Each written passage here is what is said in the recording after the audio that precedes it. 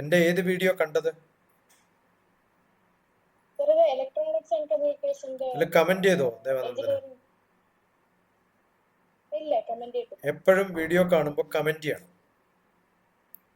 അപ്പോഴാണ് നമുക്ക് മനസ്സിലാവോ ഇങ്ങനൊരു ദേവനന്ദന അത് കണ്ടിട്ടാണ് എന്ന്. കാരണം ഈ കമന്റ് ഒക്കെ നോക്കും നമ്മൾ. എല്ലാവരും നോക്കണമെന്നില്ല, ഞാൻ നോക്കും. കാരണം അക്കാഡമിക് ആയിട്ടല്ലേ ചെയ്യണേ. അപ്പോൾ ഓരോരാളും ഏത് ഭാഗത്തു നിന്നാണ് നോക്കണേ, ഏത് രാജ്യത്തു നിന്നാണ് നോക്കണേ, ഏത് സ്റ്റുഡൻ്റാണ് നോക്കണേ. അപ്പോൾ അതിനകത്ത് കമന്റ് എഴുതുമ്പോൾ ഞാൻ ഇന്ന ആളാണ്, ഇന്ന ഇൻട്രൊഡക്ഷൻ അടിച്ചു കഴിഞ്ഞാൽ നമുക്കൊരു സന്തോഷം ഉണ്ടാവും. സബ്ജക്റ്റ് പഠിക്കുന്നത് ഇലക്ട്രോണിക്സ് ആൻഡ് കമ്മ്യൂണിക്കേഷൻ എഞ്ചിനീയറിംഗ് ആണ്. ഓക്കെ,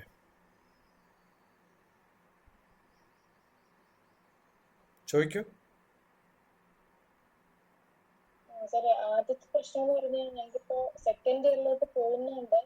മൈനർ കോഴ്സ് എടുക്കാൻ വേണ്ടിയിട്ട് ഓപ്റ്റ് ചെയ്യാൻ പറയുന്നുണ്ട്. അപ്പൊ ആ മൈനർ കോഴ്സ് എടുക്കുന്നത് നല്ലതാണോ എന്നുള്ളൊരു ഡൗട്ട് ഉണ്ട്. എന്ത് ബേസിൽ എടുക്കണം എന്നുള്ള ഡൗട്ട് ഉണ്ട്. ഓപ്ഷനിലാണോ മൈനർ കോഴ്സ്? എല്ലാരും എടുക്കണം നിർബന്ധമുണ്ടോ? ഇല്ല ഇല്ല ഇല്ല. ഏതാ ഉള്ളത്? അവൈലബിൾ എല്ലാം ഉണ്ടാവണമെന്നില്ലല്ലോ.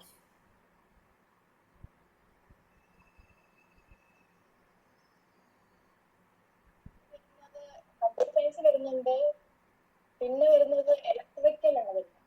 അതെ, ഏതാന്ന് കൃത്യമായിട്ട് ആ പേപ്പറിന്റെ പേരറിഞ്ഞാലല്ലേ പറ്റുള്ളൂ. ഇന്ന പേപ്പറാണ് എന്ന് പറഞ്ഞാലല്ലേ അത് റിലേറ്റഡ് ആണോ, താല്പര്യമുള്ളതാണോ, അതുകൊണ്ട് ഗുണമുണ്ടോ. ഇപ്പൊ നിങ്ങളിപ്പം ഇലക്ട്രോണിക്സ് ആൻഡ് കമ്മ്യൂണിക്കേഷൻ പഠിക്കുന്ന സമയത്ത് അതിനകത്ത് സിഗ്നൽ പ്രോസസ്സിംഗ് ഉണ്ടെന്ന് വിചാരിക്കാം. ആ സിഗ്നൽ പ്രോസസ്സിംഗ് ഇലക്ട്രിക്കലിലും സിഗ്നൽ പ്രോസസ്സിംഗ് ഉണ്ട്, കമ്പ്യൂട്ടർ സയൻസിലും ഉണ്ട് ഇമേജ് പ്രോസസ്സിംഗ് ആയിട്ട്. വ്യത്യസ്ത പേരുകളാണ്. സിഗ്നൽ പ്രോസസ്സിംഗ് ആണ് ഇലക്ട്രിക്കലില്, ഇമേജ് പ്രോസസ്സിംഗ് ആണ് കമ്പ്യൂട്ടർ സയൻസിൽ. അതേ സിഗ്നൽ പ്രോസസ്സിംഗ് കുറച്ച് ഡിഫറെന്റ് വെറൈറ്റി ആയിട്ടാണ് ഇലക്ട്രോണിക്സുകാർ പഠിക്കുക. ഇതെല്ലാം ഒരേ സബ്ജക്റ്റ് ആണ് ശരിക്കും. ഓക്കെ, ആദ്യം ചെയ്യേണ്ടത് ഈ തന്നിട്ടുള്ള കോഴ്സുകളുടെ പേരുകൾ നോക്കുക. അത് ഗൂഗിളിൽ അടിച്ചിട്ട് പല യൂണിവേഴ്സിറ്റികളിലും ഇതൊക്കെ ഓപ്ഷണലായിട്ട് കൊടുക്കുന്നുണ്ടോ നോക്കുക. ചിലപ്പോൾ എന്ത് ചെയ്യുന്ന വിചാരിച്ചാൽ ചില കോളേജുകൾ അവരുടെ അടുത്തുള്ള ഫാക്കൽറ്റിക്ക് പഠിപ്പിക്കാൻ പറ്റുന്നതല്ലേ അവർ കൊടുക്കുള്ളൂ. അപ്പോൾ അത് അവിടെയുള്ള റിസോഴ്സ് ഉപയോഗിച്ചിട്ടാണ് അവർ ചെയ്യുക. അവിടെ ഇല്ലാത്ത റിസോഴ്സ് ഉണ്ടായിട്ട് നമുക്ക് കാര്യമൊന്നുമില്ല, അവർ തരില്ല എന്തായാലും. അപ്പൊ ഏതാണ് എടുക്കേണ്ടതെന്ന് ചോദിച്ചാൽ ഏതാണ് അവൈലബിൾ എന്നാണ് ഞാൻ ചോദിക്കുക.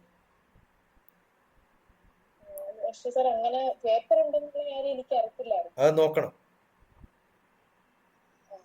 ഓക്കെ, അതിൽ ഏതൊക്കെയാണ് പഠിപ്പിക്കുന്നത്, അതിന്റെ സിലബസ് എന്താണ്, അതിന്റെ കണ്ടന്റ് എന്താണ്, ഇതൊക്കെ നോക്കണം. അത് നോക്കിയാലല്ലേ നമുക്ക് കൃത്യമായിട്ട് പറയാൻ പറ്റുള്ളൂ. ഇനി ഇതൊന്നും അവർ തരുന്നതൊന്നും ഓപ്ഷനിലാണ്, പഠിക്കണം എന്നില്ല.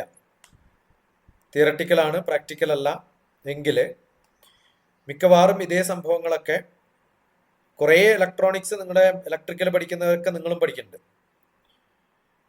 ഓക്കെ, കാരണം ഇലക്ട്രോണിക്സിന്റെ അല്ലെങ്കിൽ ഇലക്ട്രിക്കലിന്റെ കമ്പൈൻഡ് ആയിട്ടുള്ള സബ്ജക്റ്റാണ് പവർ ഇലക്ട്രോണിക്സ്. പവർ ഇലക്ട്രോണിക്സ് എന്നാൽ ഇലക്ട്രിക്കലുകാരാണ് നല്ലോണം പഠിക്കുക. പേര് പവർ ഇലക്ട്രോണിക്സ് എന്നാണ്. കാരണം ഇലക്ട്രോണിക്സിലും ഇലക്ട്രിക്കൽ ആൻഡ് ഇലക്ട്രോണിക്സ് എഞ്ചിനീയറിംഗ് ആണ്, ട്രിപ്പിൾ ഇ. ഇലക്ട്രിക്കൽ എന്ന് പറഞ്ഞൊരു സബ്ജക്റ്റ് ഇല്ല, ഇലക്ട്രിക്കൽ എഞ്ചിനീയറിംഗ് എന്ന് പറഞ്ഞൊരു സബ്ജക്റ്റ് ഇപ്പം ഇല്ല, പണ്ടുണ്ടായിരുന്നു. ഇപ്പൊ ഇലക്ട്രോണിക്സ് ആൻഡ് ഇലക്ട്രിക്കൽ ആണ്. കാരണം വീട്ടിലുള്ള ഫ്രിഡ്ജ് ഇലക്ട്രോണിക്സ് ആണോ ഇലക്ട്രിക്കൽ ആണോ?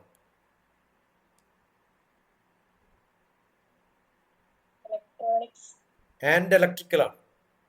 കാരണം അതിനകത്തൊരു ട്രാൻസിസ്റ്റർ ഉണ്ട്, തണുപ്പ് കൂടുമ്പോൾ ഓട്ടോമാറ്റിക് ഓഫ് ആവും. ആ ഓട്ടോമാറ്റിക് എന്നുള്ള വാക്ക് വന്ന ഇലക്ട്രോണിക്സ് വന്നു. Switch off and switch on ആണ് ഇലക്ട്രിക്കൽ. നമ്മുടെ കമ്പ്യൂട്ടർ സയൻസ് ഉണ്ട്, ഇലക്ട്രോണിക്സ് ഉണ്ട്, ഇലക്ട്രിക്കൽ ഉണ്ട്. ബാറ്ററി ഇല്ലാണ്ട് വണ്ടി ഓടുമോ? കമ്പ്യൂട്ടർ ഓണാക്ക. ഇപ്പൊ മൊബൈൽ എന്ന് പറഞ്ഞാൽ ഇലക്ട്രോണിക്സ് ആണോ? അല്ല. ഇലക്ട്രോണിക്സ്, ഇലക്ട്രിക്കൽ, കമ്പ്യൂട്ടർ സയൻസ് മൂന്നും കൂടിയതാണ്. അണ്ടർസ്റ്റുഡ്? അതിനകത്ത് മെക്കാനിക്കലും ഉണ്ട്. എവിടെ മെക്കാനിക്കൽ ഉള്ളത്? ഫോണില്, കമ്പ്യൂട്ടറിലൊക്കെ.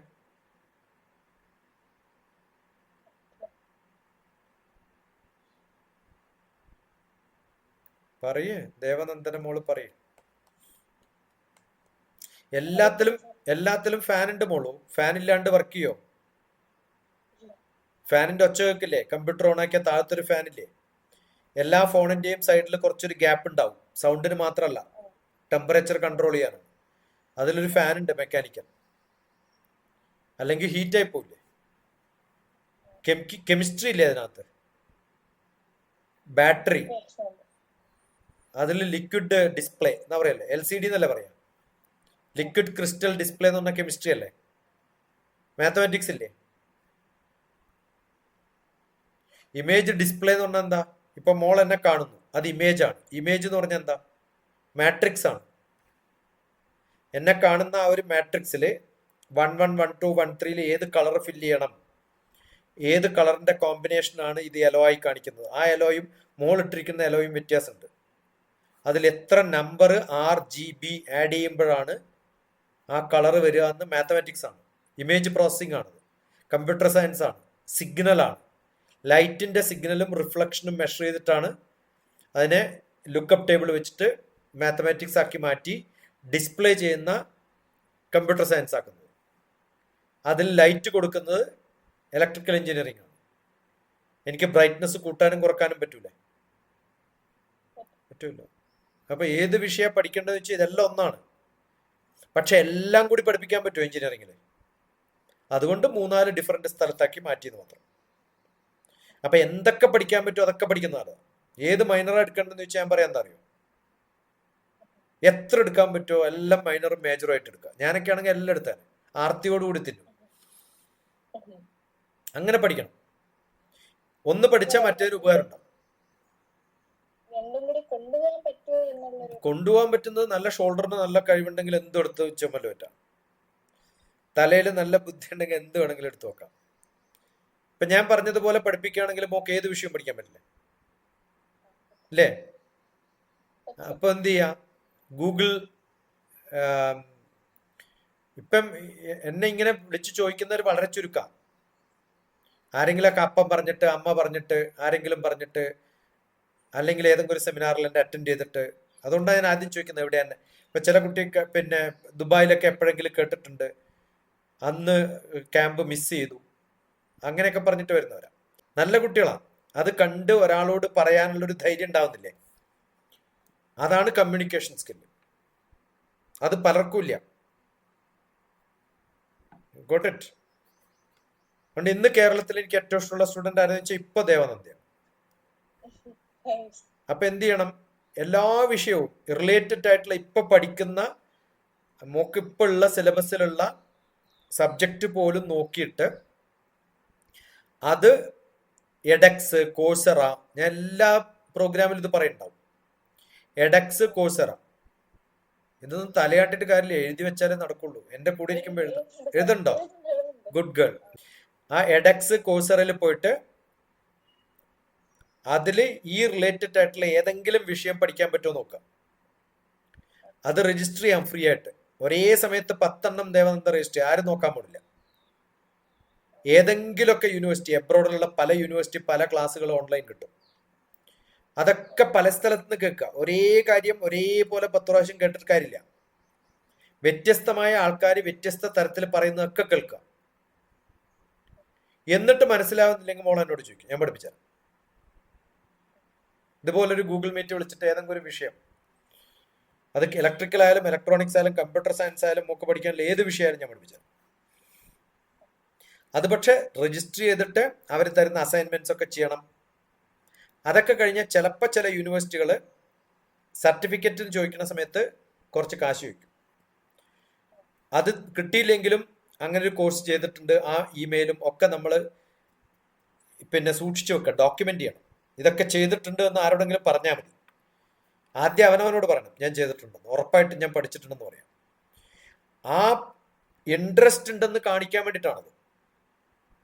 അങ്ങനെ ഇൻട്രസ്റ്റോടുകൂടി പല വിഷയങ്ങളും പഠിക്കുന്ന ഒരു കുട്ടിയാണെങ്കിൽ മോക്ക് നാളെ ഇന്ത്യയിൽ അഡ്മിഷൻസിന് അതൊന്നും നോക്കില്ല. എബ്രോഡിലൊക്കെ എവിടെയെങ്കിലും പോയി അഡ്മിഷൻ നോക്കുന്ന സമയത്തോ ജോലി കിട്ടുമ്പോഴോ ഞാൻ ഈ കോഴ്സൊക്കെ ചെയ്തിട്ടുണ്ടെന്ന് പറയുമ്പോൾ ബാക്കിയുള്ള സ്റ്റുഡൻസിനെക്കാളും ഒരു സ്റ്റെപ്പ് മുകളിലായിരിക്കും പോലും.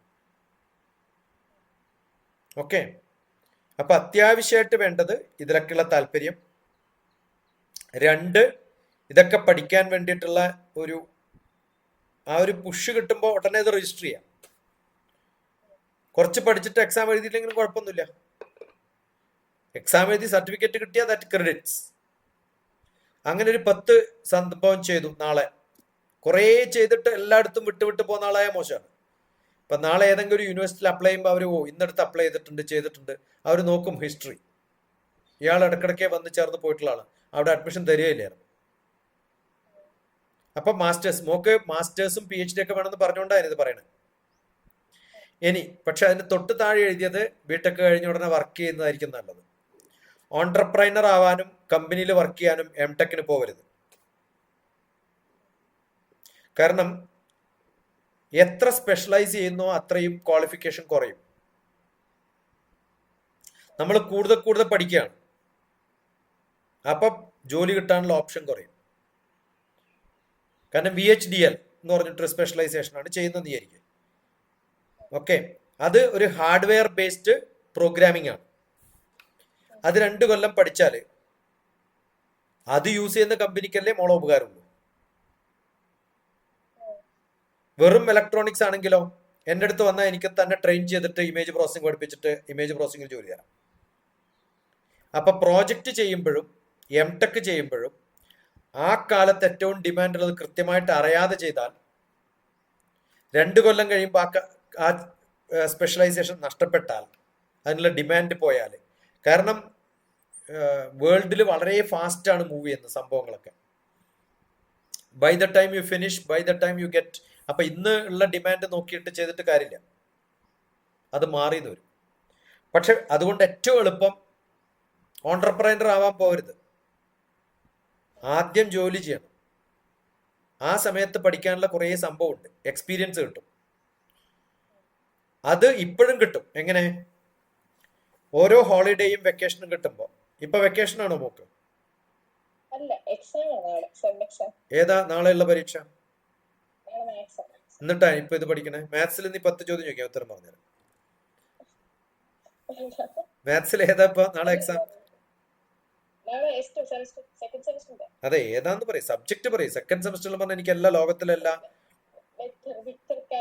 വെക്ടർ കാൽക്കുലസ് സിമ്പിൾ അല്ലേ? ഡയറക്ഷൻ ഉള്ളത് വെക്ടർ, ഡയറക്ഷൻ ഇല്ലെങ്കിൽ സ്കേലാർ. ഓക്കെ, ഡിസ്റ്റൻസ് എന്ന് പറയുന്നത് സ്കേലാർ ആണ്. കാരണം അതിന് ഇവിടെ നിങ്ങളുടെ മെഷർ ചെയ്താലും അവിടെ നിങ്ങളുടെ മെഷർ ചെയ്താലും ഡിസ്റ്റൻസ് ഒന്ന് തന്നെയാണ്. വെലോസിറ്റി എന്ന് പറഞ്ഞാൽ വെക്ടർ ആണ്, കാരണം അതിന് ഡയറക്ഷൻ ഉണ്ട്, ഏത് ഭാഗത്തേക്ക് പോകണമെന്നനുസരിച്ചിട്ടാണ്. ഓക്കെ, അപ്പൊ വെക്ടർ ഓൾജിബ്ര എന്ന് പറയുന്നത് എന്താണ്? ഈ 2 സംഭവങ്ങളും ഞാൻ ഒന്നിന് ഇങ്ങടും കൂടി പുള്ളി ചെയ്യുമ്പോൾ 2 ഡയറക്ഷൻ ഉണ്ട്, അതിന്റെ റിസൾട്ടന്റ് വെക്ടർ വരും. ഇങ്ങടും പുള്ളി ചെയ്യുമ്പോൾ റിസൾട്ടന്റ് വെക്ടർ അതിന്റെ ഹാഫ് ഓഫ് ദ ആംഗിൾ എടുത്തിട്ടാണ്. ഇത് 2 ഈക്വൽ ആണെങ്കിൽ ഇതൊന്ന് കൂടുതലും ഒന്ന് കുറവാന്ന് വിചാരിക്കും, ഇത് കൂടുതലായിപ്പോ. അപ്പോൾ resultant vector will go closer to that. അപ്പൊ ഇതിന് കുറേ ആപ്ലിക്കേഷൻസ് ഉണ്ട്. ഇലക്ട്രോണിക്സിലുണ്ട്, മെക്കാനിക്കലിലുണ്ട്, സിവിലിലുണ്ട്, ബേസിക് മാത്തമാറ്റിക്സിലെല്ലാം എല്ലാത്തിലും അപ്ലൈ ചെയ്യുന്ന സംഭവമായി. ഒരു ട്രജക്ടൈൽ മോഷൻ എന്ന് പറഞ്ഞാൽ ഒരു സർക്കിൾ എടുത്തിട്ട് അതിനകത്തുനിന്ന് റൗണ്ട് ആയിട്ട് പോകുന്ന ഒരു സംഭവം നമ്മുടെ കയ്യിൽ ഒരു ത്രെഡ് വെച്ചിട്ട് ഒരു കനമുള്ള സാധനം വെച്ച് നമ്മൾ തിരിച്ചാല് അതിങ്ങനെ കറങ്ങിക്കൊണ്ടിരിക്കാന്ന് വിചാരിക്കുക. നമ്മുടെ കയ്യിൽ നിന്ന് കയറങ്ങോട്ട് വിട്ടാൽ അത് എങ്ങടാ പോവാ? എവിടെ വെച്ചാണോ ഞാൻ വിട്ടത് അതിന്റെ ഡയറക്ഷനിലേക്കാണ് പോവുക. അതിനെന്താ പറയാ? ടാൻജന്റ്. അതിനെ ടാൻജന്റ് വെക്ടർ എന്നാ പറയാ. അപ്പൊ 360 ഡിഗ്രി പോയിക്കൊണ്ടിരിക്കുന്ന ഒരു വെക്ടറാണ് ടാൻജന്റ്. ആ സ്പെസിഫിക് തരത്തില് ഞാൻ വരയ്ക്കുമ്പോൾ അതിന് ഡയറക്ഷൻ കാണിക്കും. അത് തിരിച്ചു പോവില്ലല്ലോ, ഇങ്ങനെ കറക്കുകയാണെങ്കിൽ അങ്ങടല്ലേ പോവുള്ളൂ, ഇവിടെ വിട്ടാൽ ഇങ്ങടാ പോവാ. അപ്പൊ ഡയറക്ഷൻ ഈസ് ഇമ്പോർട്ടന്റ്, അതാണ് വെക്ടർ. ഇങ്ങനെ സിലബസ് ചുമ്മാ പറഞ്ഞുകൊണ്ടിരിക്കും ഞാൻ. ഓക്കെ, അപ്പൊ എല്ലാ വിഷയവും പഠിക്കണം. ഓരോ വിഷയവും പഠിക്കുന്ന സമയത്ത് ഏത് ബുക്ക് നോക്കിയിട്ടാ പഠിക്കണേ? ഇപ്പം വെക്ടറും ഒക്കെ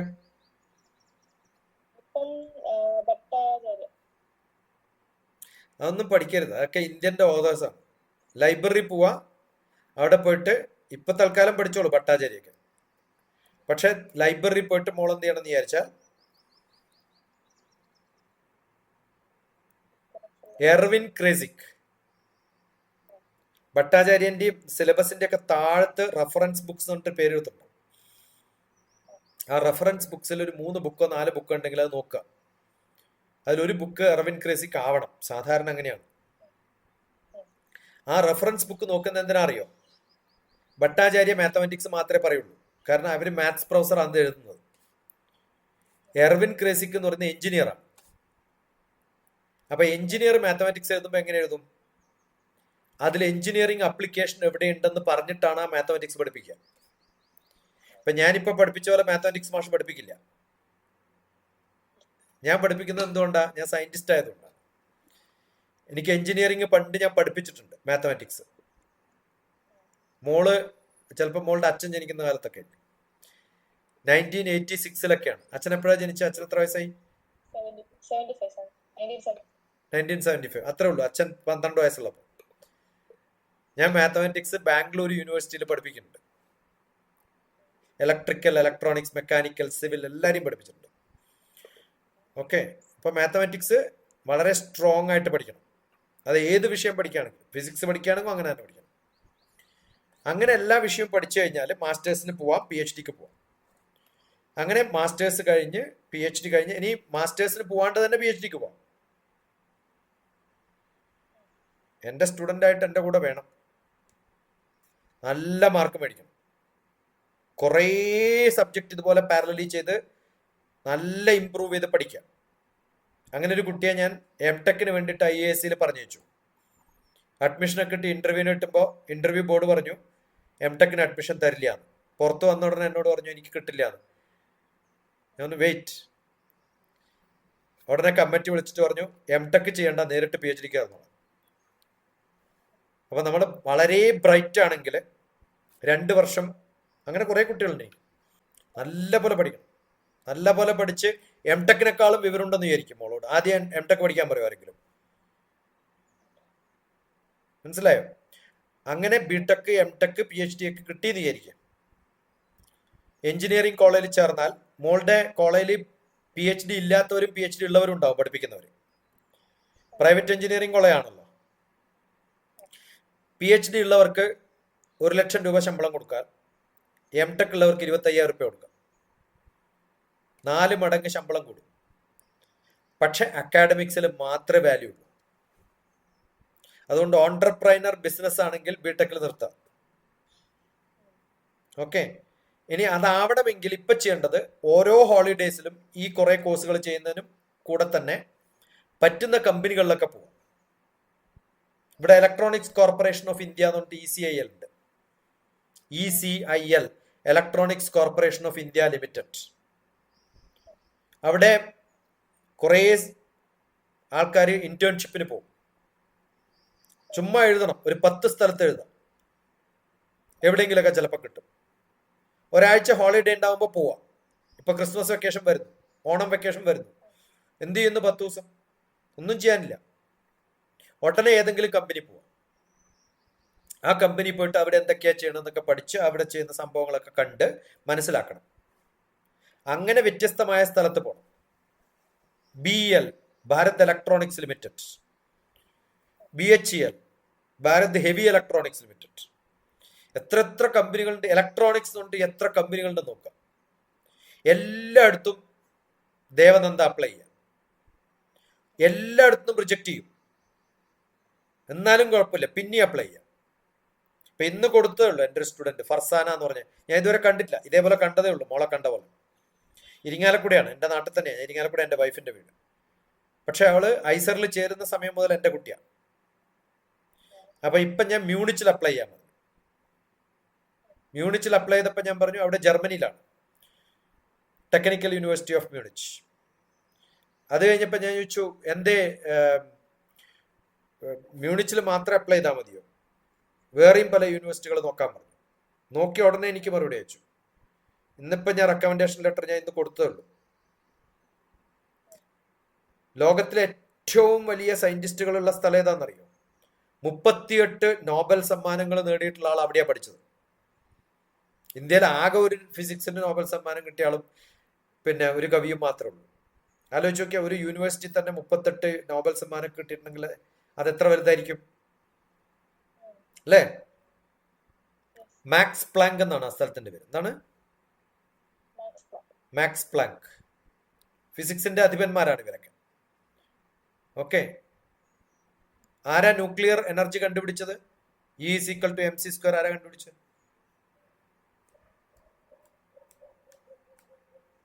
Einstein. ആ പറഞ്ഞു, ധൈര്യത്തിൽ പറഞ്ഞു. തെറ്റിയെന്താ? ഞാനല്ല ആണ്. Einstein. അങ്ങനെ സംശയിക്കരുത്. ഷടയെന്ന് പറഞ്ഞ് പറയണം. ആദ്യം മനസ്സിൽ തോന്നുന്ന ഇൻസ്റ്റിങ് ഒക്കെ പറയണം. അപ്പൊ തുടങ്ങണം. ധൈര്യമുള്ള കുട്ടിയാണ് കേട്ടോ. എന്റെ മോളാണോ അല്ലയോ? പിന്നെ എന്തിനാ ധൈര്യക്കുറവ്? എയിൻസ്റ്റീൻ ആണ് ശരിക്കും. എയിൻസ്റ്റീന്റെ കൂടെയുള്ള ആളാണ് മാക്സ് പ്ലാങ്ക്. എയിൻസ്റ്റീനേക്കാളും കേമന. പക്ഷെ എയിൻസ്റ്റീൻ ആണ് ഫേമസ്, കാരണം അയാൾ അമേരിക്ക പോയി. മാക്സ് പ്ലാങ്ക് അമേരിക്ക പോവാതെ ജർമ്മനി തന്നെ താമസിച്ചു. രണ്ടാളും ജർമ്മൻകാരാണ്. പക്ഷെ അതുകൊണ്ട് എയിൻസ്റ്റീന്റെ പേരിൽ വലിയ ഇൻസ്റ്റിറ്റ്യൂട്ട് ഒന്നുമില്ല, കാരണം അയാളെ സ്ഥലം മാറി വേറെ സ്ഥലത്തല്ലേ പോയത്. ഇപ്പൊ സ്വന്തം രാജ്യത്തായതുകൊണ്ട് മാക്സ് പ്ലാങ്കിന് കുറേ ഇൻസ്റ്റിറ്റ്യൂട്ട് ഉണ്ട്. ലോകത്തിലെ ഏറ്റവും വലിയ ഏത് വിഷയത്തിൽ പഠിക്കണമെങ്കിലും ഏറ്റവും ബെസ്റ്റ് ഇൻസ്റ്റിറ്റ്യൂട്ട് ഏതാണെന്ന് പറഞ്ഞാൽ ഒരു സംശയമില്ലാതെ പറയാൻ പറ്റും മാക്സ് പ്ലാങ്ക്. ഓക്കെ. അപ്പൊ ഫർസാന അവിടെ അപ്ലൈ ചെയ്യോ നോക്കാൻ വേണ്ടി ഞാൻ കാത്തിരിക്കുകയായിരുന്നു. മ്യൂണിച്ച് എന്ന് പറഞ്ഞ സമയത്ത് പറഞ്ഞു അതിനേക്കാളും ബെസ്റ്റ് ജർമ്മനി തന്നെ തപ്പ് കണ്ടുപിടിക്കാൻ പറഞ്ഞു. ഇന്നലെ എനിക്ക് എഴുതി അവിടത്തേക്കും കൂടി ഒരു റെക്കമെൻഡേഷൻ ലെറ്റർ തരുമെന്ന് വെച്ചു. ഇന്നിപ്പോ അയച്ചു കൊടുത്തു മാക്സ് പ്ലാങ്ക്. ഓക്കെ. അപ്പൊ എനിക്ക് കൃത്യമായിട്ട് പറയാൻ പറ്റും. ഇതാണ് ഇന്ന് അയച്ചു കൊടുത്തു റെക്കമെൻഡേഷൻ ലെറ്റർ ഇന്ന് അയച്ചു. അപ്പൊ കൃത്യമായിട്ട് നമ്മുടെ ഇൻട്രസ്റ്റ് എവിടെയൊക്കെ എന്തൊക്കെ യൂണിവേഴ്സിറ്റി. ഇപ്പൊ സിനിമയിൽ ഇൻട്രസ്റ്റ് ഉള്ള ആളാണെങ്കിൽ എന്ത് ചെയ്യും? ഏതാ ബെസ്റ്റ് സിനിമ, ഏതാ ബെസ്റ്റ് ഡയറക്ടർ, ഏതാ ബെസ്റ്റ് ആക്ടർ, ഏതൊക്കെ തിയേറ്ററിലാണ് ഓടുന്നത്, ഇല്ലേ? ആരാ പാട്ട് എഴുതിയത്, ആരാ ഏതാ. എനിക്ക് സിനിമ ഇഷ്ടമാണ്, അമിതാഭ് ബച്ചനെ അറിയില്ല എന്ന് പറഞ്ഞാൽ പറ്റുമോ? പറ്റില്ലല്ലോ. അതുപോലെ എനിക്ക് ഇലക്ട്രോണിക്സ് ആണ് ഇഷ്ടം എന്ന് പറഞ്ഞാൽ ഇന്ത്യയിലുള്ള ഇലക്ട്രോണിക്സ് കമ്പനികൾ അറിയണം. ആരാണ് ഇലക്ട്രോണിക്സിൽ ഏറ്റവും വലിയ കേമനായിട്ടുള്ള ആളെന്ന് അറിയണം. അതെവിടെയൊക്കെയാണുള്ളതെന്ന് അറിയണം. അത് ലോകത്തിൽ എവിടെയൊക്കെ. ഇതിനൊക്കെ ജനറൽ നോളജ് ഉണ്ടാവണം. നല്ലപോലെ വായിക്കണം. ഇന്ന് എന്തേ ക്ലാസ്സിന് അറ്റൻഡ് ചെയ്യാണ്ടിരുന്നത്? 2:30 2 മണിക്ക് എന്റെ ക്ലാസ് ഉണ്ടെന്ന് പറഞ്ഞിട്ടില്ല നമ്മളിപ്പോ ഇത് പോസ്റ്റ്പോൺ ചെയ്തു. എന്താ കയറാണ്ടിരുന്നത്? എക്സാമിനേഷൻ. കുഴപ്പമില്ല, എക്സാമിനേഷൻ ആയതുകൊണ്ട് കുഴപ്പമില്ല. അല്ലെങ്കിൽ ഞാൻ ഇപ്പൊ ഓഫ് ചെയ്ത് വിട്ടേ. അപ്പൊ പറ്റുന്നതൊക്കെ ക്ലാസ് അറ്റൻഡ് ചെയ്യണം. ഓക്കെ. അത് SR യൂണിവേഴ്സിറ്റി എന്ന് പറഞ്ഞ യൂണിവേഴ്സിറ്റിയിലെ ടീച്ചർമാർക്കുള്ള ക്ലാസ് ആണ് ശരിക്കും. Faculty development program. അവിടുത്തെ ടീച്ചേഴ്സിന് അവരെ ഇമ്പ്രൂവ് ചെയ്യാനുള്ള ഫാക്കൽറ്റി ഡെവലപ്മെന്റ് പ്രോഗ്രാമാണ്. അത് യൂട്യൂബിൽ ഇടും. ഞാൻ ഒക്കെ റെക്കോർഡ് ചെയ്യും. ഇതും റെക്കോർഡ് ചെയ്യുന്നുണ്ട്. ഓക്കെ. അപ്പൊ അങ്ങനെ കാണുമ്പോഴല്ലേ മോളിനെ കോണ്ടാക്ട് ചെയ്തത്. അതുപോലെ വേറൊരാൾ കാണുമ്പോഴാണ്. ഇപ്പൊ ഞാൻ ഇന്ന് ഇവിടെയുള്ള വാറങ്കൽ എന്ന് പറഞ്ഞ സ്ഥലത്ത് ഒരു യൂണിവേഴ്സിറ്റിയാണ്. വാറങ്കലില് ഉള്ള ഒരു യൂണിവേഴ്സിറ്റി SR യൂണിവേഴ്സിറ്റി. അപ്പൊ അദ്ദേഹത്തോട് ഞാൻ ചോദിച്ചു, പ്രൊഫസർ രാജശേഖർ എന്നെ എങ്ങനെ അറിയാന്ന് ചോദിച്ചു. അപ്പൊ യൂട്യൂബ് കണ്ടിട്ട്. അപ്പൊ ഇന്ന് നല്ല ദിവസമാണ്. യൂട്യൂബ് കണ്ട് 2 പേരാ. അപ്പൊ യൂട്യൂബ് കണ്ടിട്ടാണ് എന്നെ ആ ലെക്ചറിന് വിളിക്കുന്നത്, ഇന്ത്യൻ നോളജ് സിസ്റ്റത്തിന്റെ ലെക്ചറിന് വിളിക്കുന്നത്. അത് ഞാൻ ഇടുമ്പോഴാണ് അടുത്ത ആരെങ്കിലും ഒക്കെ കാണും. ഓക്കെ. അപ്പൊ നല്ല പോലെ പഠിക്കാം, കുറേ വിഷയങ്ങൾ പഠിക്കാം വിത്തൗട്ട് റിസർവേഷൻ. ഇന്ന സബ്ജക്റ്റാണ് എനിക്ക് ഇഷ്ടം, ഇന്ന് ഇഷ്ടമല്ല എന്ന് പറയുന്നത്. ഇംഗ്ലീഷ് കമ്മ്യൂണിക്കേഷൻ വളരെ പെർഫെക്റ്റ് ആണ്. ഒന്ന് എഴുതി കഴിഞ്ഞാൽ ഉടനെ വായിക്കണം എഴുതിയത് കറക്റ്റ് ആണോ. ഇംഗ്ലീഷ് എപ്പോഴും ബ്യൂട്ടിഫുൾ ആവുക മിനിമം വേർഡ്സ് ഉപയോഗിക്കുമ്പോഴാണ്. കുറെ എഴുതാം, പക്ഷെ കൺസെപ്റ്റുകൾ ഡിഫറെന്റ് ആണെങ്കിൽ ഡിഫറെന്റ് സെന്റൻസിൽ എഴുതാം. മിനിമം വാക്ക് ഉപയോഗിച്ചിട്ട് ഒരു കൺസെപ്റ്റ് ക്ലിയർ ആക്കാൻ പറ്റുകയാണെങ്കിൽ ഇംഗ്ലീഷ് നല്ലതാണ്. വൊക്കാബുലറി കൺവീനിയന്റ് ഒന്നും അധികാരം ഉപയോഗിക്കാറില്ല. 5 is fine, convenient for me. അതാണ് English. Okay. 5 PM is convenient for me. അപ്പൊ സെന്റൻസ് ആയിട്ട് തന്നെ എഴുതണം, 2 വേർഡുകളല്ല. മോള് നല്ലതാട്ടോ. ആ നല്ലതായതുകൊണ്ടാണ് കുറച്ചും കൂടി മെച്ചപ്പെടുത്താൻ പറയുന്നത്. മോശമാണെങ്കിൽ അപ്പം ഞാൻ കറക്ഷൻ പറയും. Okay. It's okay for me, are you available. Sir ഒഴിവാക്കണം. Sir Isaac Newton, sir CV Raman, sir Tagore ഒക്കെ ഉണ്ടായിരുന്നു. കണ്ട എല്ലാരെയും സാർ എന്ന് വിളിക്കും. ആ കൂട്ടത്തിലല്ല ഡോക്ടർ TPS എന്ന് പറഞ്ഞാൽ ഡോക്ടർ TPS. ആ ഡോക്ടർ എന്ന് പറയുന്നത് സാറിനേക്കാളും മുകളിലാണ്. കണ്ട എല്ലാരെയും സാർ എന്ന് വിളിക്കാം. പക്ഷെ ഡോക്ടറേറ്റ് ഉള്ളവരിലെ ഡോക്ടർ എന്ന് വിളിക്കാൻ പറ്റുള്ളൂ.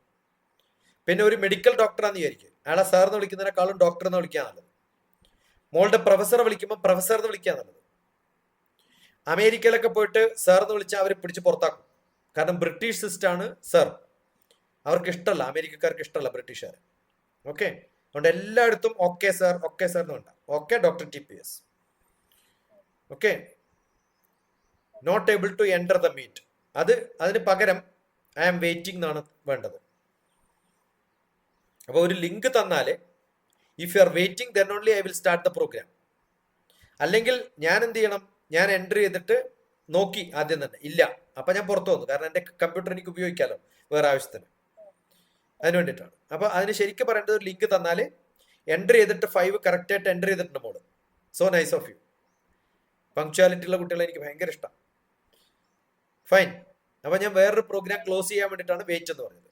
അപ്പോൾ okay doctor TPS, okay sir അല്ല, നൗ ഐ ആം ഇൻ എന്ന് ഞാൻ പറഞ്ഞില്ലേ.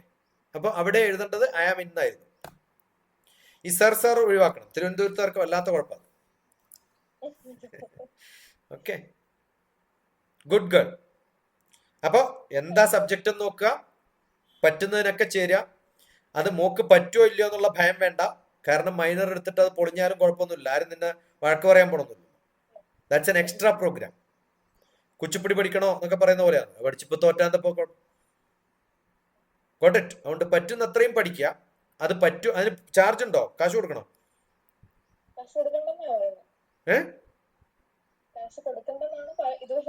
അതെ, കാശ് കൊടുക്കണം എന്ന് പറഞ്ഞാൽ പോയി പണി നോക്കാൻ പറയാം. ഞാൻ പണ്ട് അങ്ങനെയായിരുന്നു, കാണുന്ന എല്ലാ ട്യൂഷൻ മാഷെടുത്തും പോകും, കാശ് ചോദിക്കുമ്പോൾ പിന്നെ ടാറ്റ ബൈ പറയും, പിന്നെ അങ്ങോട്ട് പോകില്ല. അത് അതിനു വേണ്ടിയല്ല, എങ്ങനെയുണ്ട് ഈ മാഷന്മാരെ നോക്കാൻ വേണ്ടിയിട്ടാ, ട്യൂഷന് വേണ്ടിയിട്ടൊന്നല്ല. എല്ലായിടത്തും പോകും, ചുമ്മാ ക്ലാസ്സിന് പോയിരിക്കും. 2 മാഷന്മാരില്ല, ക്ലാസ് ഫ്രീ ആന്ന് പറഞ്ഞ് വേറെ ഏതെങ്കിലും ക്ലാസ് പോയിരിക്കും. ഞാൻ മലയാളം പഠിക്കുന്ന സമയത്ത്, അന്ന് ഞാൻ മലയാളം പഠിക്കണേ, ഹിന്ദി മാഷിന്റെ ക്ലാസ് പോയിരിക്കും. അപ്പൊ എന്നെ പിടിക്കും ചിലപ്പോൾ, താൻ ഈ ക്ലാസ്സിലല്ല എന്തിനാ വന്നാൽ കേട്ടു. അപ്പൊ ജനലിന് പണ്ട് ഗ്രില്ലൊന്നും ഉണ്ടായിരുന്നില്ല, ഒറ്റ ചാട്ടം ജനൽ വഴി ചാടിപ്പോകും. കാരണം പിന്നെ വാതിൽ വഴി പോകുമ്പോൾ മാഷ് പിടിച്ചാലെന്ന് വിചാരിച്ചിട്ട്. അപ്പൊ മാഷൊക്കെ എഴുന്നേറ്റ് നിൽക്കാൻ പറഞ്ഞു, എഴുന്നേറ്റ് നിന്നിട്ട് ഇവൻ ഉണ്ടല്ലോ എന്നൊക്കെ പറഞ്ഞിട്ട് അങ്ങോട്ട് തിരിഞ്ഞ് പറയായിരിക്കും. എല്ലാവരും നോക്കുമ്പോഴത്തേക്ക് ഞാൻ ഉണ്ടാവില്ല, ഞാൻ ജനൽ വഴി ചാടിയിട്ടുണ്ടാവും. അങ്ങനെ വികൃതിയായിരുന്നു. പക്ഷെ എല്ലാ ക്ലാസ്സിലും പോയിരിക്കാം. അപ്പൊ എന്ത് പഠിക്കാൻ പറ്റുമോ ഒക്കെ പഠിക്കാം. ഞാൻ പ്രൊഫസറായിട്ട് എഞ്ചിനീയറിംഗ് കോളേജിൽ വർക്ക് ചെയ്യുമ്പോഴും എനിക്ക് ക്ലാസ് ഇല്ല, ഞാൻ ഫ്രീ ആന്ന് പറഞ്ഞാൽ വേറെ ഏതെങ്കിലും ക്ലാസ് പോയിരിക്കും, വേറെ മാഷന്മാർ ക്ലാസ് എടുക്കുമ്പോൾ ഞാൻ അവിടെ ഇരിക്കുന്നുണ്ടാവും. അങ്ങനെ അതാണ് എനിക്ക് പല വിഷയങ്ങളും അറിയണത് ഇപ്പോൾ, മനസ്സിലായോ? അതുകൊണ്ട് എനിക്ക് ഇലക്ട്രോണിക്സ് അറിയാം, മെക്കാനിക്കൽ അറിയാം, സിവിൽ അറിയാം, എല്ലാ എഞ്ചിനീയറിംഗ് വിഷയങ്ങളും എനിക്കറിയാം, ബയോടെക്നോളജി അടക്കം അറിയാം എനിക്ക്, കെമിക്കൽ എഞ്ചിനീയറിംഗ്. എൻ്റെ PhD അങ്ങനെയാണ്. ഞാൻ മാത്തമാറ്റിക്സ് ആണ് പഠിച്ചത്, ഫ്ലൂയിഡ് മെക്കാനിക്സിലാണ് ചെയ്തത്. ഫസ്റ്റ് ജേർണലിൽ പബ്ലിഷ് ചെയ്തത് കെമിക്കൽ എഞ്ചിനീയറിംഗ് ജേർണലാണ്. ഇപ്പോൾ കെമിസ്ട്രിയായി, ഫിസിക്സായി, മാത്സായി. ഞാൻ വർക്ക് ചെയ്തത് ഓപ്റ്റിക്സും ഇലക്ട്രോണിക്സും ആണ്.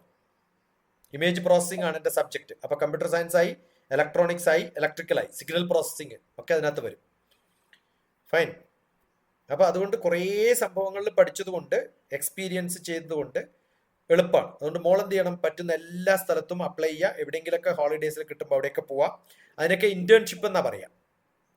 അങ്ങനെ ഇന്റേൺഷിപ്പിനൊക്കെ ചുമ്മാ പോയിട്ട് അവിടെ ഇവിടെയൊക്കെ പഠിക്കാം. ഓക്കെ. ഇപ്പൊ ഇലക്ട്രോണിക്സ് പഠിക്കുന്ന സമയത്ത് ആസ്ട്രോണമിയിലൊക്കെ പഠിച്ച വലിയ ടെലിസ്കോപ്പുകളൊക്കെ കാണാൻ പറ്റും. കംപ്ലീറ്റ് ഇലക്ട്രോണിക്സ് ആണ്. 10x ടൈംസ് 20x ടൈംസ് ഒക്കെ സൂം ചെയ്തിട്ട് കാണുന്നത് ഇലക്ട്രോ മൈക്രോസ്കോപ്പ് തന്നെയാ പേര്. ഇലക്ട്രോ മൈക്രോസ്കോപ്പാണ്. ബ്ലഡ് ടെസ്റ്റിന് ഉപയോഗിക്കുന്നതും ഇലക്ട്രോ മൈക്രോസ്കോപ്പാണ്.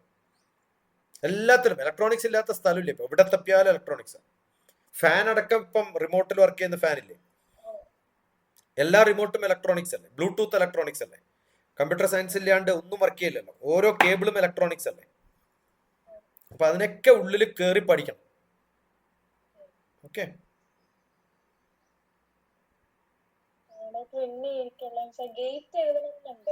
ഇന്ന് മുതല് പഠിക്കുന്ന എല്ലാ വിഷയങ്ങളും ബേസിക് കൺസെപ്റ്റ് മനസ്സിലാക്കിയിട്ട് കൃത്യമായിട്ട് പഠിക്കുക. ഗേറ്റിന്റെ ബുക്ക് കിട്ടും പ്രിപ്പയർ ചെയ്യാനുള്ള, ക്വസ്റ്റ്യൻ പേപ്പറിന്റെ. അത് ഇപ്പോഴേ എടുത്തു വെച്ച് മാത്സും ഫിസിക്സും കെമിസ്ട്രിയും ഒക്കെ ഉണ്ട് അതിനകത്ത്. അതുപോലെ IELTS ഇംഗ്ലീഷിന്റെ എവിടെയൊക്കെ ചെയ്യാൻ പറ്റുമോ അതൊക്കെ ഗേറ്റിന്റെ അതേ സംഭവം ഗേറ്റ് പഠിച്ച GREയും കിട്ടും, ഗ്രാജുവേറ്റ് റെക്കോർഡ് എക്സാം എന്നാ പറയാം. എബ്രോഡിലൊക്കെ അഡ്മിഷന് GRE വേണ്ടത്.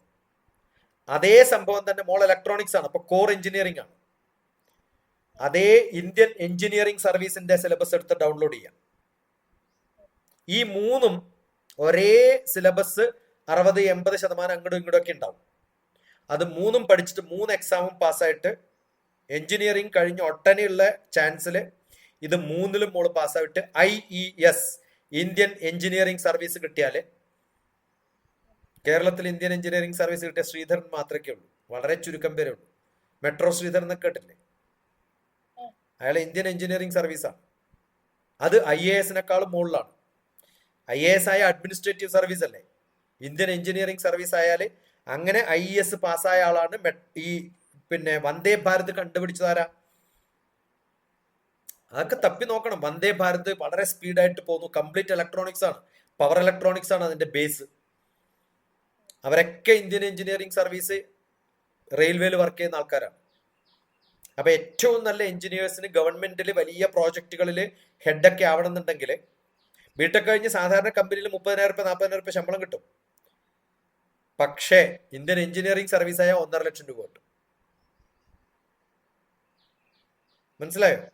അപ്പൊ എയിം ചെയ്യേണ്ടത് ഗേറ്റ്, കണ്ട് MTech, GRE എബ്രോഡ്, ഇതിനേക്കാളും ഇമ്പോർട്ടന്റ് ആയിട്ടുള്ള ഒരു സബ്ജക്റ്റും എക്സാമിനേഷനുമാണ് മോക്ക് ഞാൻ ഇപ്പൊ ഇൻട്രൊഡ്യൂസ് പറഞ്ഞത്, Indian engineering service. Syllabus download ചെയ്യുക. ഓരോ ടേം എക്സാം ഒക്കെ കഴിയുമ്പോൾ അത് നല്ലോണം പഠിച്ച് പരീക്ഷ എഴുതി എല്ലാത്തിലും ഫുള്ള് കിട്ടും. IAS doctor TPS full form എന്താ അറിയോ? ഇമ്മീഡിയറ്റ് അക്കാഡമിക് സക്സസ് എന്നാണ്. Okay, IES immediate engineering success. ഇപ്പൊ എഞ്ചിനീയറിംഗിൽ ഏത് പരീക്ഷ ചോദിച്ചാലും ഫുള്ള് കിട്ടുന്ന ഒരു കുട്ടിയാണ് ഇന്ത്യൻ എഞ്ചിനീയറിംഗ് സർവീസിൽ എത്തുള്ളൂ. അങ്ങനെയായി മാറണം. പണ്ട് എത്ര മാർക്ക് കിട്ടിയെന്നൊന്നും ഞാൻ ചോദിച്ചിട്ടില്ല. ചോദിച്ച മോളോട് 10 A+ ഉണ്ടോ 12 A+ ഉണ്ടോ, ഇതൊന്നും എനിക്ക് വിഷയമല്ല. കാരണം അതൊന്നും കിട്ടാത്ത ആളാ ഞാൻ. ഓക്കെ, 8ാം ക്ലാസ്സിൽ എല്ലാത്തിലും തോറ്റു, 10ൽ കഷ്ടിപ്പാസായി, 12ൽ കഷ്ടിപ്പാസായി, +2 തൽക്കാലം രക്ഷപ്പെട്ടു പാസ്സായി. അതൊന്നും വിഷയമല്ല. ഇന്ന് മുതൽ ഇപ്പം മുതൽ റെഡിയാണോ? വേറെ ഒരു ചിന്തയും പാടില്ല. വേറെ കുറെ മണ്ടന്മാരൊക്കെ പിന്നാലെ നടക്കും, I love you എന്നൊക്കെ പറഞ്ഞിട്ട്. പോയി പണി നോക്കാൻ പറഞ്ഞു. ഓക്കെ, വേറെ ഒരു ചിന്തയില്ലാതെ ഫുൾ പഠിച്ചു കഴിഞ്ഞാൽ ആ ലെവലിൽ എത്തുമ്പോൾ ആ ലെവലിലുള്ള ആളെ സ്നേഹിക്കാം. അപ്പൊ ഹയസ്റ്റ് പൊസിഷനിൽ എത്തണം. അപ്പോൾ എല്ലാ ബന്ധുക്കളും, അപ്പനും അമ്മയും ഫ്രണ്ട്സും, മോളുടെയൊക്കെ കൂടെ പഠിച്ച പിള്ളേരൊക്കെ പറയണം, ദേവനന്ദ എൻ്റെ കൂടെ പഠിച്ച കുട്ടിയാണ്. അങ്ങനെ ആർക്കെങ്കിലും കിട്ടിയാൽ നമ്മൾ പറയില്ലേ, അയാൾ എൻ്റെ കൂടെ പഠിച്ച ആളാണ്.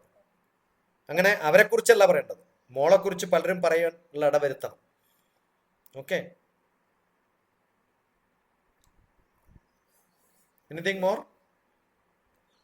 ഡോക്ടർ, ഇപ്പം ഗേറ്റ് തേർഡ് ഇയർ കഴിഞ്ഞിട്ട് എത്ര തവണ വേണം എഴുതാം? അങ്ങനത്തെ ഓപ്ഷൻ ഉണ്ടോ? എത്ര പ്രാവശ്യം എഴുതാം, അങ്ങനെ ഒന്നും കാര്യമൊന്നുമില്ല. ഇതിനകത്തൊരു കുട്ടിയുടെ പടം കണ്ടോ? ഏകദേശം തന്നെ പോലെ ഇല്ലേ?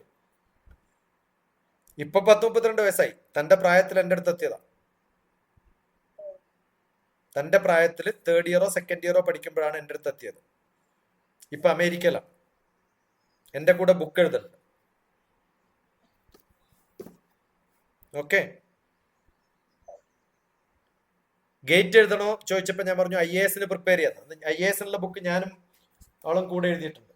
സിവിൽ സർവീസ് പ്രിലിം ഞാൻ പഠിപ്പിച്ച മെത്തേഡ് ഉപയോഗിച്ചിട്ട് ബുക്ക് എഴുതി എൻ്റെ കൂടെ. Civil service prelims hand book പറഞ്ഞിട്ടൊരു ബുക്ക് ഉണ്ട്, അത് എഴുതിയത് എൻ്റെ കൂടെയാണ്. ഞാൻ പഠിപ്പിച്ച മെത്തേഡ് ഉപയോഗിച്ചിട്ട് അത് അതുപോലെ ഡോക്യുമെന്റ് ചെയ്തിട്ടുള്ള ബുക്കാണ്. ഓക്കെ, ആ സമയത്ത് ഞാൻ പറഞ്ഞു, സിവിൽ സർവീസ് എഴുതുന്ന ആൾ എന്തിനാണ് ഗേറ്റ് ഒക്കെ എഴുതുന്നത്? ആവശ്യമൊന്നുമില്ല, അതൊന്നും കുഴപ്പമില്ല, വേണ്ട. ശരി, വേണ്ടെങ്കിൽ വേണ്ട. അത് കഴിഞ്ഞ് ഗേറ്റ് എക്സാമിന്റെ തലേദിവസം രജിസ്റ്റർ ഒക്കെ ചെയ്തിട്ടുണ്ടായിരുന്നു. ഗേറ്റ് എക്സാമിന്റെ തലേദിവസം പറഞ്ഞു പോയി എഴുതിക്കൊള്ളാൻ പറഞ്ഞു. ഒന്നും പ്രിപ്പയർ ചെയ്യാതെ പോയി എഴുതി. എന്നിട്ടും 90ാമത്തെ റാങ്ക് കിട്ടി ഇന്ത്യയിൽ. ഓക്കെ, അപ്പൊ അങ്ങനെയാണ് എൻ്റെ സ്റ്റുഡൻസ്. അങ്ങനെ ആവണം. പ്രിപ്പയർ എക്സാമിനേഷന് പ്രിപ്പയർ ചെയ്യേണ്ട കാര്യത്തില്ല. ഇന്നിപ്പോ ഞാനിപ്പോ ഒരു ലെക്ചർ കൊടുത്തു, ഞാനൊന്നും പഠിക്കാണ്ടല്ലേ, ഞാൻ ഒന്നും നോക്കാണ്ടാ പോവാ. ഞാൻ ചോദിച്ചില്ലേ 1 മണിക്ക് വേണോ എന്ന് ചോദിച്ചില്ലേ? അത് കഴിഞ്ഞിട്ട് ഇപ്പൊ എനിക്ക് അടുത്ത പരീക്ഷ അടിക്കുക. അപ്പൊ അതിനുവേണ്ടി പ്രിപ്പറേഷൻ ഒന്നുമില്ല. എല്ലാ വിഷയവും നമുക്കറിയുന്നത് കൃത്യമായിട്ട് നമുക്കറിയണം. ഒരു പ്രാവശ്യം വായിച്ചാൽ മനസ്സിലങ്ങോട്ട് ഇരിക്കണം, അങ്ങനെ പഠിക്കണം. അതുകൊണ്ട് കൃത്യമായിട്ട് സിലബസ് പഠിച്ചു കഴിഞ്ഞാൽ ഗേറ്റിന്റെ ബുക്ക് ഉണ്ടെങ്കിൽ നമ്മൾ പ്രാക്ടീസ് ചെയ്യണം. കാരണം ഫാസ്റ്റ് ആയിട്ട് ചെയ്യാൻ പഠിക്കണം. പിന്നെ ഗേറ്റും GREയും IES സിലബസുകൾ നല്ലപോലെ നോക്കി അത് പഠിക്കുക. ഇംഗ്ലീഷ് കുറച്ചും കൂടി നന്നാക്കണം. ഓക്കെ, ഇംഗ്ലീഷ് നന്നാവും, പക്ഷെ കുറച്ചും കൂടി ഫാസ്റ്റ് ആയിട്ട് ഒരു പാരഗ്രാഫ് വായിക്കുമ്പോൾ അത് ഇന്റർപ്രറ്റ് ചെയ്ത് പറയാൻ, ലെക്ചർ കേട്ട് കഴിഞ്ഞാൽ അതിന്റെ കണ്ടന്റ് നമുക്ക് എഴുതാൻ പറ്റുകയാണെങ്കിൽ ആ പറയുന്നത് നമുക്ക് ഗ്രാസ്പ് ചെയ്യാൻ പറ്റിയെന്ന അർത്ഥം. അതിനുകൂടിയാണ് ഞാൻ കമന്റ് എഴുതാൻ പറയുന്നത്. കമന്റ് എഴുതുമ്പോൾ 1 മണിക്കൂർ കേട്ടതിൽ നിന്ന് ഇതാണ് എനിക്ക് മനസ്സിലായത് എന്ന് പറഞ്ഞ് 2 ലൈൻ എഴുതണമെങ്കിൽ ശ്രദ്ധാവാൻ ലഭത്തെ ജ്ഞാനം, ശ്രദ്ധയുള്ളവനെ നോളജ് കിട്ടുള്ളൂ. ശ്രദ്ധിച്ച് കേൾക്കും. അങ്ങനെ എന്ത് വായിക്കുമ്പോഴും കയ്യിലൊരു പേനയും പേപ്പറും എഴുതിക്കൊണ്ടേയിരിക്കണം. ടേക്കിംഗ് നോട്ട്സ്, ഓരോ സംഭവം വായിക്കുമ്പോൾ നോട്ട് എഴുതാം. മാത്സിൽ ക്വസ്റ്റ്യൻ ഉണ്ടാകുമ്പോൾ അത് ഉടനെ അടച്ചു വെച്ചിട്ട് അത് സോൾവ് ചെയ്തിട്ട് നോക്കുക കറക്റ്റ് ആണോ. അല്ലാന്നുണ്ടെങ്കിൽ ഒരു പ്രാവശ്യം നോക്കി പിന്നെ അത് അടച്ചു വെച്ചിട്ട് പിന്നെ എഴുതാം. അങ്ങനെ എത്ര പ്രാവശ്യം നമ്മൾ പ്രാക്ടീസ് ചെയ്യുന്നുണ്ടോ അത്രയും പ്രാവശ്യം എഴുതിക്കൊണ്ടിരിക്കുമ്പോൾ, അപ്പൊ എപ്പോഴും കയ്യിൽ പേനയും പേപ്പറും വേണം. പുത്തനൊരായുധമാണു നിനക്കി പുസ്തകം കയ്യിൽ എടുത്തോളൂ എന്നാണ്. അങ്ങനെ പഠിച്ചു കഴിഞ്ഞാൽ യു വിൽ ബിക്കം സക്സസ്ഫുൾ. എഴുതുക, നത്തിങ്, നോ സെക്കൻഡ് തോട്ട്. അങ്ങനെ വേറെ തോട്ട് പോവില്ല. എഴുതാൻ പറ്റുന്നില്ല, ഒരു പാരഗ്രാഫ് വായിച്ച ഒരു സെന്റൻസ് എഴുതാൻ പറ്റുന്നില്ലെങ്കിൽ ഉടനെ വെള്ളം കുടിക്കുക, അമ്മയുടെ മടി പോയി കിടക്കുക കുറച്ച് സമയം. ഓക്കെ, എന്നിട്ട് പറയാം ഞാൻ 5 മിനിറ്റ് കഴിഞ്ഞിട്ട് വരാം, 10 മിനിറ്റ് കഴിഞ്ഞിട്ട് വരാം, അരമണിക്കൂർ കഴിഞ്ഞിട്ട് വരാം, ഇപ്പൊ വരാന്ന് പറഞ്ഞിട്ട് പോയി ആദ്യം പഠിക്കാം. അത് കഴിഞ്ഞ് അരമണിക്കൂർ കഴിയുമ്പോൾ ടേക്ക് എ ബ്രേക്ക്. അങ്ങനെ ബേസിക് ആയിട്ട് ഈ പഠിച്ച സംഭവങ്ങളൊക്കെ നമുക്ക് ആർക്കെങ്കിലും പറഞ്ഞു കൊടുക്കാവുന്ന വിധത്തിൽ അബ്സോർബ് ചെയ്യാൻ പറ്റിയാൽ you can write any exam in the world. അപ്പൊ അതുകൊണ്ട് സിലബസ് എടുക്കുക, പാരലലി കുറേ പ്രോഗ്രാമുകൾക്ക് ജോയിൻ ചെയ്യുക, ആ പ്രോഗ്രാമുകളൊക്കെ പാരലലി അസൈൻമെന്റ്സ് ഒക്കെ ചെയ്തുകൊണ്ടിരിക്കുക. Then you will become successful.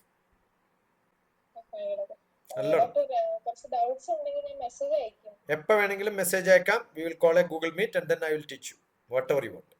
പക്ഷെ കുറച്ച് നേരത്തെ, ഇന്നിപ്പോ ഞാൻ ഇവിടെ ഉള്ളത് ഡൽഹിയിൽ നാളെ ഇലക്ഷൻ ആയതുകൊണ്ട് എന്റെ പ്രോഗ്രാം ക്യാൻസൽ ചെയ്ത് ഞാൻ തിരിച്ച് യാത്ര ചെയ്ത് വന്നതാണ്. അതർവൈസ് മൺഡേ മുതൽ ഫ്രൈഡേ വരെ ഞാൻ ഡൽഹിയിലായിരുന്നു. അപ്പൊ അങ്ങനെ വന്നപ്പോഴാണ് ഐ ആം ഫ്രീ.